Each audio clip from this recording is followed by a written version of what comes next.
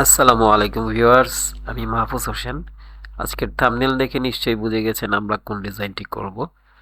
তো চলুন কথা না বাড়িয়ে ভিডিওটি শুরু করা যাক। প্রথমে একটি ক্যানভাসে আমরা আমাদের কাঙ্ক্ষিত ইমেজটিকে নিয়ে নিচ্ছি এবং এটিকে আমরা যে ডিজাইনটিতে করতে যাচ্ছি সেটির জন্য ক্যামেরা এফেক্টের মধ্যে এটিকে দেখাবো। তো আমরা এই ইমেজটিকে ব্লার করে নিচ্ছি যতটুকু করলে সুন্দর লাগে আপনারা আপনাদের পছন্দ অনুযায়ী করে নেবেন।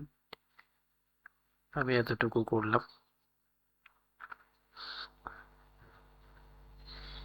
এরপর ক্যামেরার হাতে তোলা ছবিটিকে আমরা সিলেক্ট করে নিব এবং এটির ব্যাকগ্রাউন্ড রিমুভ করে দিচ্ছি এবং এটিকে অ্যাডজাস্ট করে নিব।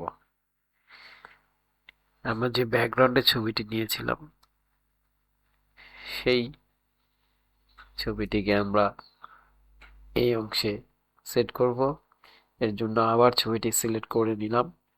আমি একটু জুম করে নিচ্ছি কাজের সুবিধার জন্য। এরপর এই ফ্রেমের মধ্যে আমরা এই ছবিটিকে সেট করে নিব।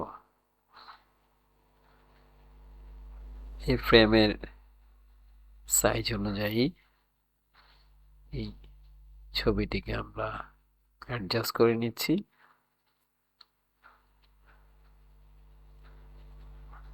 এবং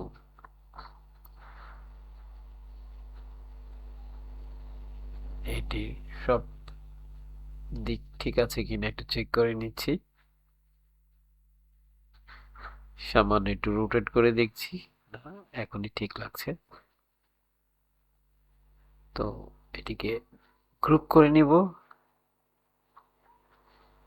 যাতে প্রবলেম না হয় এবং এটির প্লেসটিকে একটু চেঞ্জ করে দিচ্ছি।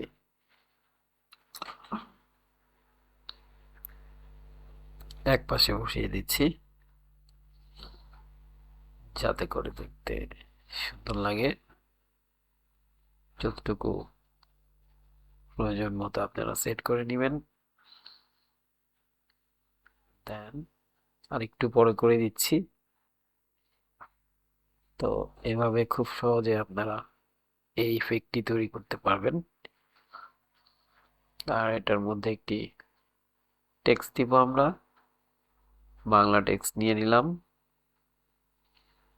স্মৃতিসৌধ আমাদের, এটিকে আমি এখানে বসিয়ে দিলাম।